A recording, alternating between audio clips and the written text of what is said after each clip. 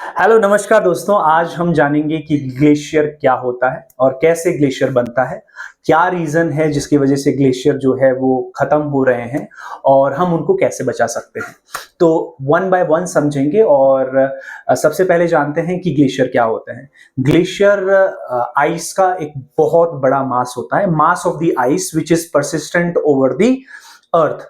हमारी जो पृथ्वी है उसके ऊपर ऐसी जगह पे जहां पे बहुत ठंड होती है वहां पे ग्लेशियर मतलब बनते हैं और बहुत बड़ा मास ऑफ आइस रहता है। तो ये कैसे बनते हैं, इसके बनने के दो चार कारण है। सबसे पहला तो स्नोफॉल होता है। जैसे स्नोफॉल कहाँ होता है, जहां बहुत ठंड वाला इलाका वहां स्नोफॉल होता है। स्नोफॉल की वजह से वहां पे 10 से 15 फीट तक की बर्फ पड़ जाती है और ये जो बर्फ है over the period of time ये कंप्रेस करती है, मतलब ये सिकुड़ जाती है, जिसकी वजह से उसके ऊपर दबाव बनता है और ये जो आइस है वो और कठोर हो जाती है, जिसकी वजह से ये धीरे धीरे इसमें से पानी रिसता रहता है।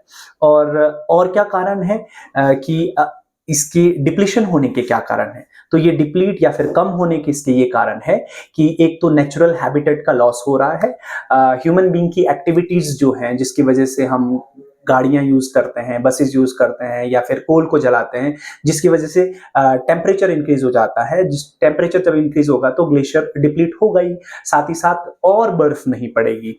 और ग्लेशियर जो है पीने के पानी का एक स्रोत है, क्योंकि वहां से जो है पेरिनियल नदियां निकलती। पेरिनियल नदियां ऐसी होती है जो सालों साल बहती है, ऐसी ग्लेशियर से नदियां निकलती हैं।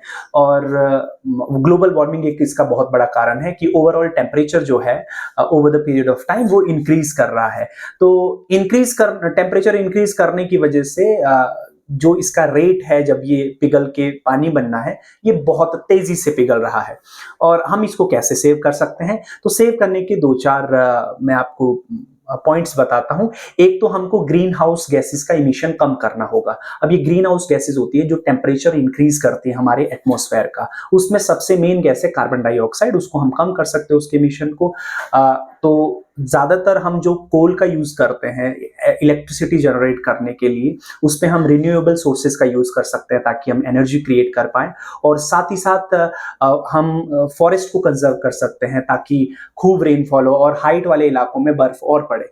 और एक नेचुरल एक्टिविटी के कारण भी ग्लेशियर का डिप्लेशन होता है, जैसे over the period of time क्योंकि ग्रेविटी नीचे की तरफ खींचती है तो बहुत सारा मास जो है आइस का वो एक साथ ट्रेवल करता है, जिसको एवलांच फट जाना या फिर ग्लेशियर का फट जाना।